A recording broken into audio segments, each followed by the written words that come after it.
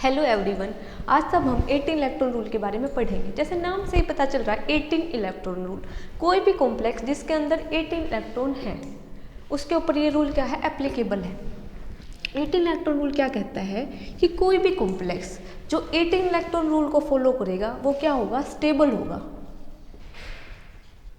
अब 18 electron rule count कैसे करें इलेक्ट्रॉन्स कि वो टोटल 18 हो भी रही है या नहीं हो रही है। तो इसके लिए क्या है, टोटल वैलेंस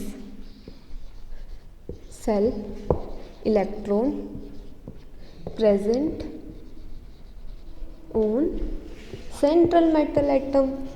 कि कोई भी कॉम्प्लेक्स है जिसकी मेटल है उसके ऊपर कितने वैलेंस इलेक्ट्रॉन्स प्रेजेंट हैं, plus electron contribute by ligand. कोई भी कॉम्प्लेक्स में मेटल के ऊपर कितने टोटल वैलेंस इलेक्ट्रॉन प्रेजेंट है और उसके पास कितने लिगेंड ने इलेक्ट्रॉन शेयरिंग में दे रखे हैं, इन सब को टोटल काउंट करेंगे। अगर वो सब 18 इलेक्ट्रॉन के बराबर है तो हमारा कंपाउंड क्या है, स्टेबल है। अब स्टेबल क्यों है, क्योंकि ये क्या हो जाएगा, डाईमैग्नेटिक। डाईमैग्नेटिक मतलब कि इसमें कोई भी अनपेयर्ड इलेक्ट्रॉन नहीं होगा, नो अनपेयर्ड इलेक्ट्रॉन प्रेजेंट।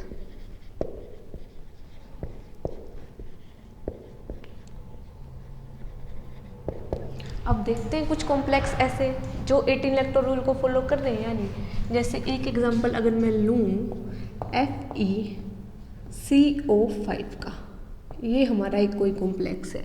अब आयरन के वैलेंस सेल में इलेक्ट्रॉन कितने होते हैं, 8, और कार्बोनिल ग्रुप कितना इलेक्ट्रॉन कंट्रीब्यूट करता है, 2।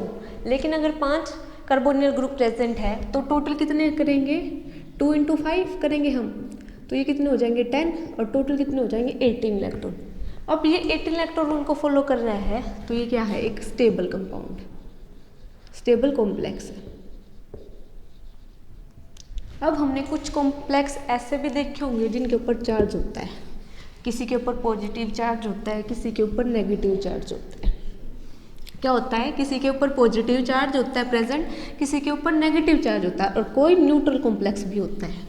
अब हम इसी के ऊपर डिस्कशन करेंगे कि उसको कैसे काउंट करेंगे। ये तो हमने काउंट कर लिए कि टोटल वैलेंस इलेक्ट्रॉन है और साथ में कितने इलेक्ट्रॉन कोई भी लिगेंड दे रहा है, उनको काउंट करके हम कर देंगे भाई जितने भी टोटल इलेक्ट्रॉन आ रहे हैं।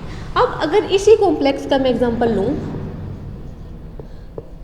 अगर इसके ऊपर ऐसे कोई पॉजिटिव चार्ज होता तो कैसे काउंट करते हम इलेक्ट्रॉन्स को, और इसी कॉम्प्लेक्स के ऊपर अगर कोई नेगेटिव चार्ज होता तो हम कैसे काउंट करते। अब FeCO5 आयरन कितने दे रहा है हमें, 8 इलेक्ट्रॉन दे रहा है, और कार्बोनिल हमें कितने दे रहा है, 10 इलेक्ट्रॉन दे रहा है। अब पॉजिटिव चार्ज है तो इस पॉजिटिव चार्ज का हम कैसे करें। अगर पॉजिटिव चार्ज है तो जितने भी टोटल हैं, जितना पॉजिटिव चार्ज है उसको माइनस कर दो। एक पॉजिटिव चार्ज है इसलिए हमने 1 माइनस कर दिया, 1 माइनस में इलेक्ट्रॉन, ठीक है। अब टोटल 18 थे, एक माइनस हो गया तो कितने हो गए, 70 इलेक्ट्रॉन। अब उसी तरीके से इधर देखो कितने थे, 8, और ये कितने हो जाएंगे, 10। अब माइनस चार्ज है, अगर किसी कॉम्प्लेक्स के ऊपर माइनस चार्ज है, नेगेटिव चार्ज है, नेगेटिव चार्ज, सॉरी मैं माइनस बोल रही हूँ, नेगेटिव चार्ज है तो उसको कैसे काउंट करेंगे। जितना भी नेगेटिव चार्ज है उसको हम काउंट कर दे, ऐड कर देंगे। एक नेगेटिव चार्ज है तो हम एक ऐड कर देंगे इलेक्ट्रॉन एक्स्ट्रा, तो ये हमारा कितना हो जाएगा, 90 इलेक्ट्रॉन। इसमें टोटल कितने हो जाएंगे, 90 इलेक्ट्रॉन। अब देखो 18 इलेक्ट्रॉन वाले हमारे क्या हो गए, स्टेबल। इससे कम 70 इलेक्ट्रॉन, इससे ज़्यादा 90 इलेक्ट्रॉन। जो 70 इलेक्ट्रॉन वाले हैं वो हमारे क्या होते हैं, स्ट्रॉन्ग ऑक्सीडाइजिंग एजेंट।